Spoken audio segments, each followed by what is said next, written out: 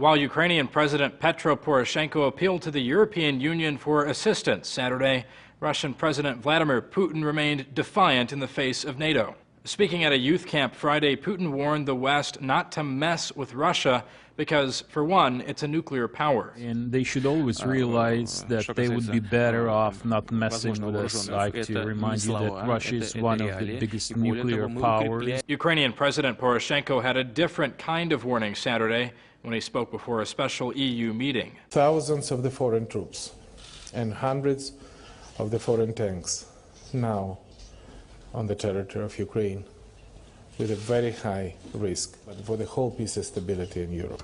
European Commission President Jose Barroso says despite the situation's bleak outlook, a political solution can still be reached. We are in a very serious, I would say, dramatic situation.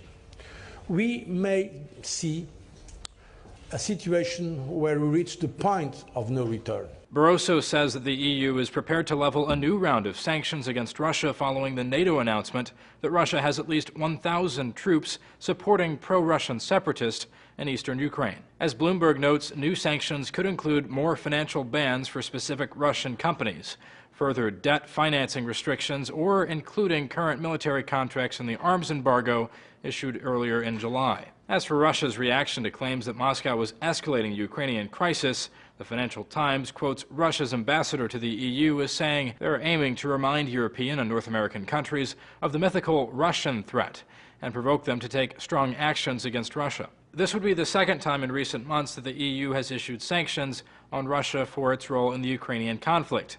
But do they work? Euronews reported earlier in August that Hungary, Slovakia, and Czech Republic leaders have all criticized the sanctions, with Hungary's prime minister saying that the West was shooting itself in the foot. And a 2008 study by the Peterson Institute for International Economics found that out of more than 200 sanctions examined, only 34% were at least partially successful in their desired outcome. But that's not to say they haven't had any effect on the Russian economy. They have. A senior economist at ING told The New Yorker that it's obvious that Russia will suffer more than Europe. Though Finland's Ministry of Finance released an assessment of the economic effects of the EU's sanctions on Russia, concluding that their impact of the overall economic activity of Russia and its trading partners will be minor.